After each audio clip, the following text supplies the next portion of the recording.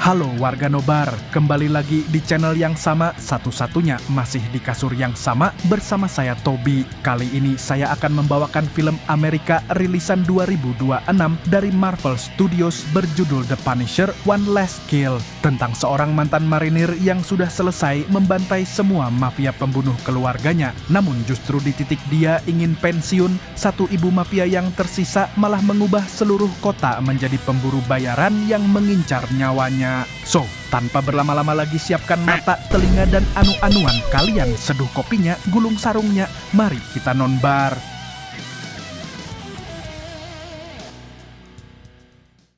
Berlatar di sebuah ruangan gelap yang dipenuhi dinding dengan foto, catatan, dan benang merah seperti papan investigasi seorang detektif yang sudah berhari-hari tidak tidur, kisah dimulai dengan memperkenalkan seorang pria bernama Frank Castle. Tubuhnya tegang, napasnya berat, dan satu kalimat pendek terus meluncur dari mulutnya seperti mantra yang sudah diulang ratusan kali.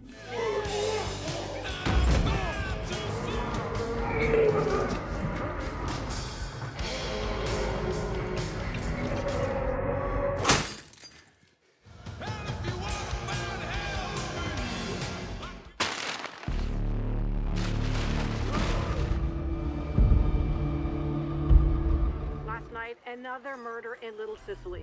Berpindah ke jalanan Little Sicily, di layar televisi suara reporter sedang melaporkan satu lagi pembunuhan di kawasan itu. Rupanya sejak Frank Castle menghabisi keluarga mafia Genucci yang dulu menguasai daerah ini, justru terjadi kekosongan kekuasaan yang dimanfaatkan preman kelas Terry untuk berbuat semaunya. Ironis memang, dulu warga takut sama mafia, sekarang warga takut sama gerombolan jambret yang lebih sadis dari mafia. Di salah satu sudut jalan terlihat seorang kakek tunawisma yang duduk santai di teras bersama anjing kesayangannya. Tak lama kemudian datang segerombolan preman muda mengganggu si kakek dengan brutal. Mereka memukulinya, merebut topinya, lalu menjadikan anjingnya sebagai bahan kekejaman.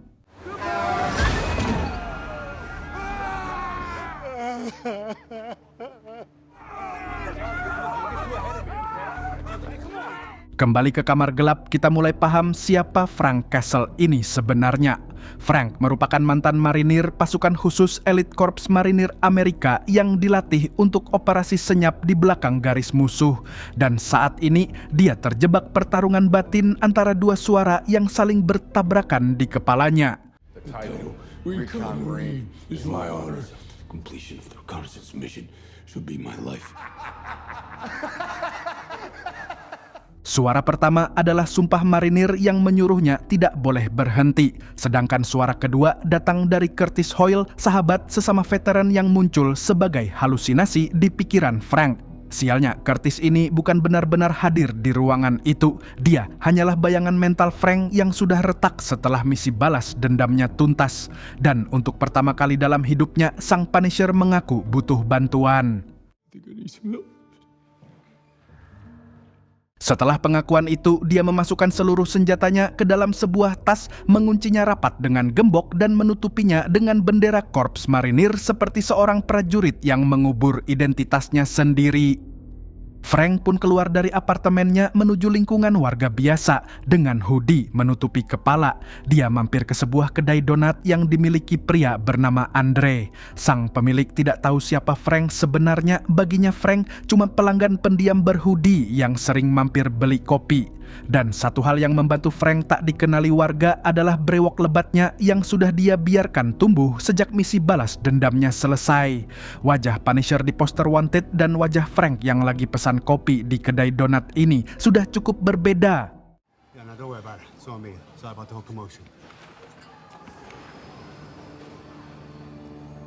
Setelah meninggalkan kedai, Frank menyusuri jalanan Little Sicily yang kacau. Seorang warga berteriak histeris tentang orang jahat yang katanya sudah masuk ke dalam tembok untuk membunuh mereka semua. Frank mendengar tanpa bereaksi, kepalanya sendiri sudah penuh suara dan tidak ada kapasitas untuk peduli orang lain saat itu.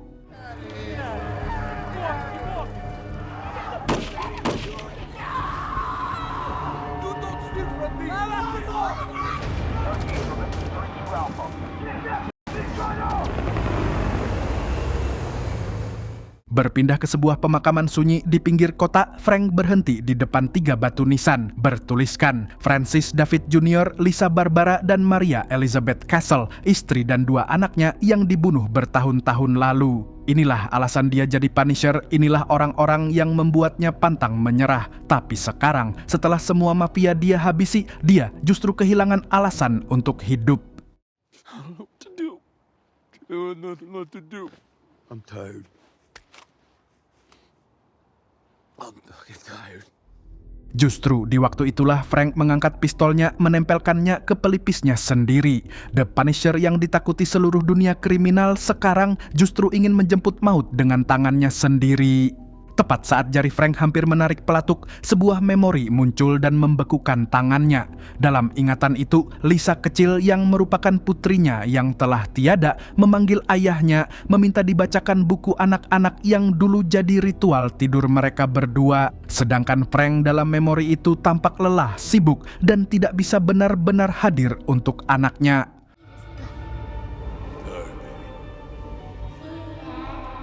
Lalu memori itu berubah menyakitkan. Lisa kecil dalam ingatan Frank berubah jadi Lisa yang ketakutan, terluka, lalu menghilang. Pengalaman ini bukan flashback indah, ini halusinasi yang menyiksa, menghantam Frank dengan rasa bersalah karena sebagai ayah, dia merasa tidak pernah benar-benar hadir untuk Lisa sebelum putrinya itu pergi selamanya.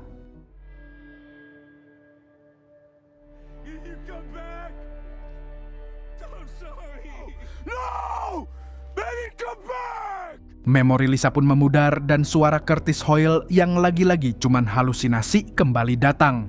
Kali ini bukan cuma menyindir tapi sekaligus menghakimi Frank dengan satu pernyataan yang menusuk, lalu diakhiri dengan pertanyaan paling brutal yang bisa ditanyakan ke seorang prajurit yang sudah menyelesaikan misinya. I know you ain't got a fucking chance. What's your purpose now, Marine? Nothing left to do. Poor Frank. Frank pun kembali ke apartemennya dengan badan kosong dan pikiran yang sudah retak parah. Namun saat tiba di halaman, ternyata di belakang muncul seorang wanita tua di kursi roda. Dengan suara yang awalnya terdengar lemah, sang wanita mengaku butuh bantuan Frank karena keluarganya direnggut darinya. Rupa-rupanya wanita ini adalah Ma Genucci, sang ibu mafia keluarga Genucci yang telah Frank habisi. Dengan suara pelan namun penuh luka, Ma Genucci pun bercerita satu persatu tentang keluarganya yang Frank renggut. Pertama, suaminya yang bernama Benny, sang mafia bos yang Frank habisi dengan baju bau parfum pelacur. Kedua, anak sulungnya Bobby, seorang polisi yang Frank bunuh saat sedang dinas. Ketiga, Eddie, anak yang dulu selalu menghidupkan suasana keluarga. Dan yang terakhir, pangerannya, Carlo, anak bungsu yang Ma Genucci sebut sebagai pemikir. Took everything, but you forgot about me, didn't you? Dan dengan kesakitan seorang ibu yang kehilangan semua keluarganya, Ma Genucci pun mengingatkan Frank pada satu fakta penting. Dialah satu-satunya Genucci yang Frank lupakan untuk dihabisi. Setelah itu, Ma Genucci mengeluarkan ancaman yang akan mengubah seluruh kota jadi neraka untuk Frank. I'm the one who's doing the punishing now. They will come. And they will kill you at 6:47 p.m. this now. Rot in it. I'm gonna watch you die, Frank. Setelah Ma Genucci pergi meninggalkan ancaman di kepala Frank, sang Punisher kembali tenggelam dalam ruang gelap kepalanya sendiri. Suara-suara batin menyerang titik bersalahnya satu persatu. Dia memilih perang daripada keluarga, gagal jadi suami dan ayah, gagal melindungi siapapun yang dia sayangi. Tepat saat suara-suara itu hampir menenggelamkannya, muncul satu suara lembut yang berbeda dari yang lain, yaitu suara Karen Page, orang yang dulu pernah membantu Frank di masa lalu. Karen bicara satu kalimat lembut lalu menghilang begitu saja dari ruangan, dan barulah Frank tahu Karen yang barusan tidak benar-benar hadir.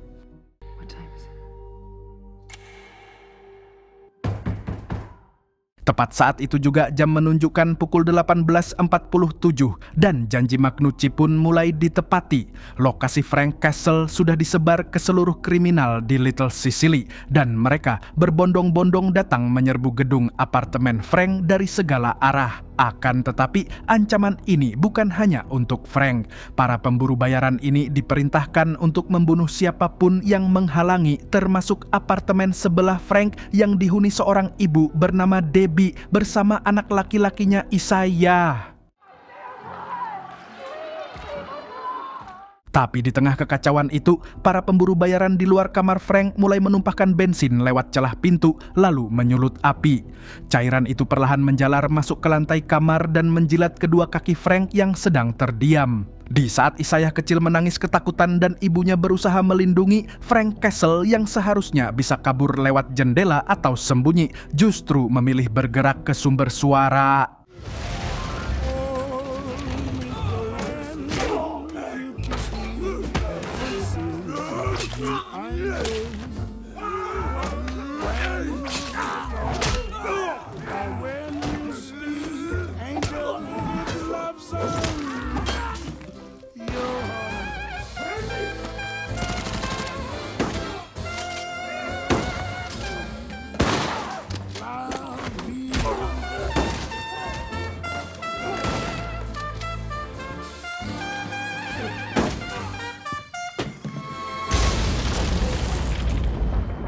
Setelah menyelamatkan Debbie dan Isaiah dari ancaman pertama, Frank sadar satu hal, kalau dia diam di tempat, korban sipil akan terus berjatuhan. Frank tanpa senjata utama yang masih tersimpan di tas terkunci, jadi dia harus pakai apa saja yang ada di sekitar.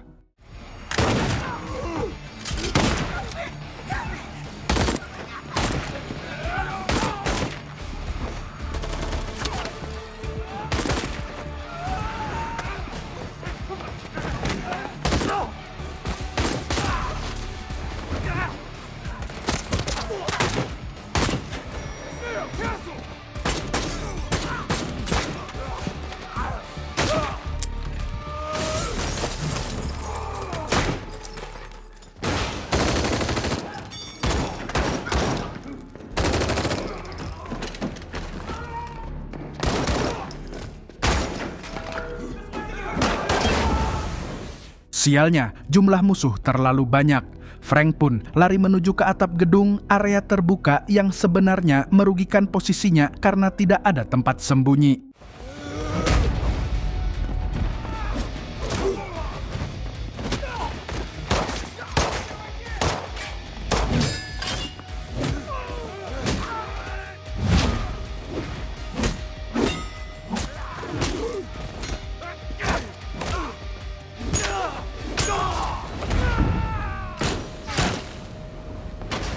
Dan tepat sebelum Frank turun dari rooftop, matanya menangkap satu pemandangan di jalan bawah. Mobil Magnucci sedang parkir di seberang gedung dengan sang ibu mafia di dalamnya menonton kekacauan itu seperti seorang sutradara yang puas dengan adegan. Maka rencana di kepala Frank pun bergeser, bukan lagi cuman kabur dari rooftop, tapi turun dan kejar mobil itu sekarang juga. Frank pun turun ke jalanan Little Sicily setelah lompat dari atap ke bus sekolah di bawahnya, sebuah lompatan yang secara realistis seharusnya bikin tulang panggulnya rontok, tapi inilah Frank Castle. Dan di jalan dia melihat dua hal sekaligus. Hal pertama, mobil Magnucci yang baru saja jalan melarikan diri. Hal kedua, kedai donat milik Andre yang sedang diserbu kriminal pemburu bayaran dengan Andre dan putri kecilnya Charlie terjebak di dalam. Sekarang Frank dihadapkan pilihan paling berat, mengejar Magnucci. Dia bisa menyelesaikan dendam terakhirnya, atau balik ke toko Andre menyelamatkan keluarga tak berdosa yang pernah memberinya kopi gratis sebagai bentuk kebaikan kecil tanpa pamrih.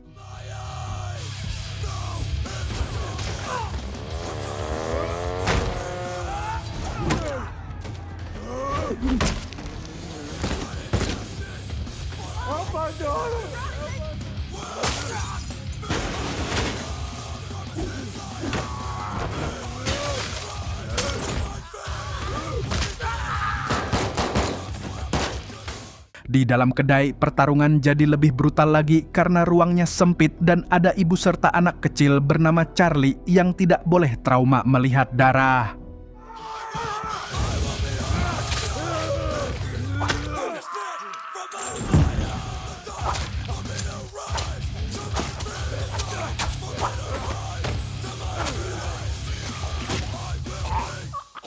Setelah ancaman terakhir di kedai itu padam, suasana mendadak hening dan Andre yang terluka tapi masih sadar memanggil putrinya. Are you okay, sweetheart? You okay? Wait. Tepat saat Frank hendak pergi, Charlie kecil mendekatinya dengan satu hadiah di tangan. Sebuah bunga kertas yang dia lukis dan gunting sendiri sebelum semua kekacauan ini terjadi.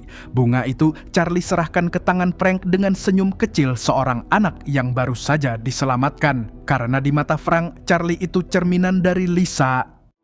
Thank you. Thank you. Frank pun meninggalkan kedai sebelum polisi dan ambulans datang. Tipikal Punisher, dia tidak mau diwawancara reporter, tidak mau dapat tepukan tangan dari warga. Sekarang, dia kembali ke tempat yang paling sunyi di seluruh kota, pemakaman keluarganya. Tapi kali ini langkahnya berbeda, dia datang bukan untuk pamit, tapi untuk berbicara satu kali lagi dengan Lisa. Di depan batu nisan Lisa, Frank berlutut. Dia letakkan bunga kertas pemberian Charlie di atas makam putrinya, seorang ayah yang akhirnya mendapat jalan hidup walaupun datangnya lewat anak orang lain. Lalu Frank bicara pelan, mengaku tadi bertemu seseorang yang mengingatkannya pada Lisa. Somebody today reminded me of you. Maybe you were with me. Frank pun melafalkan rima yang dulu jadi ritual tidur Lisa kecil. One batch, two batch, penny and dime. Yeah. I love you, baby girl. Dan setelah rima itu selesai, dia mengambil sesuatu yang tersisa di samping makam Maria, yaitu kunci. Kunci dari tas senjatanya yang dia kunci di awal cerita. Frank yang dulu mengunci identitas Punisher-nya sekarang membuka kunci itu kembali, tapi dengan alasan yang berbeda. Dulu untuk balas dendam, sekarang untuk melindungi. Maybe I'm gonna keep going, huh? Till the end of time. Setelah keputusan diambil di makam Lisa, layar pun melompat kembali ke jalanan Little Sicily di depan restoran Gnucci.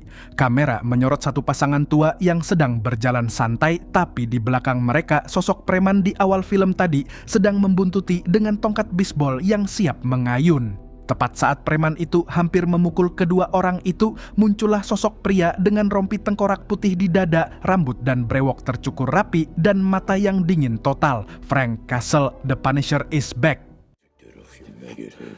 Half the hat, man.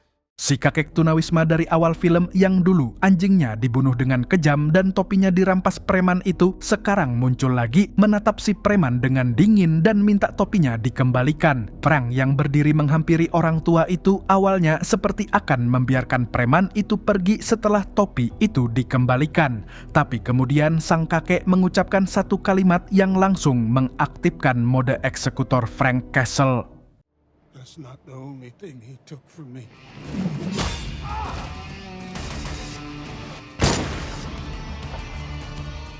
Anjing si kakek tunawisma yang dibunuh sembrono di awal film akhirnya balas dendam bukan oleh tuannya tapi oleh seorang Punisher yang baru saja memilih kembali ke jalannya. Apa kabar sama warga nobar yang dari tadi nahan ingin lihat preman diapakan? Momen ini yang kalian tunggu. Sebelum saya tutup, ada satu konteks penting yang warga nobar perlu tahu. Film The Punisher, One Last Kill ini cuman berdurasi 44 menit dan itu bukan karena Marvel kehabisan uang produksi. Ini adalah format Marvel Special Presentation, film pendek yang Marvel rilis sebagai jembatan narasi untuk membawa satu karakter ke proyek yang lebih besar di Marvel Cinematic Universe. Dalam kasus Frank Castle, spesial ini dipersiapkan sebagai launcher kembalinya The Punisher ke layar lebar dengan rumor kuat bahwa Frank akan tampil di Spider-Man Brand New Day yang rilis 2026 ini juga. Jadi anggap saja film ini sebagai trailer 44 menit untuk era baru sang Punisher. Dan disitulah film ini menamatkan dirinya. The Punisher, One Last Kill mengajarkan kita bahwa dendam yang tuntas tidak otomatis melahirkan kedamaian. Kadang justru saat balas dendam selesai, lubang di dalam dada terasa makin dalam. Tapi Frank Castle menemukan jawaban, dia tetap akan jadi Punisher bukan karena ingin membalas, tapi karena masih ada orang lemah yang butuh dilindungi. Dan kadang satu anak kecil yang menyerahkan bunga kertas bisa mengubah arah seluruh hidup seorang prajurit yang sudah hampir menyerah. Saya Tobi mewakili jajaran Warung Kopi mengucapkan terima kasih. Sampai jumpa di video selanjutnya. Burung Kuntul pamit undur diri.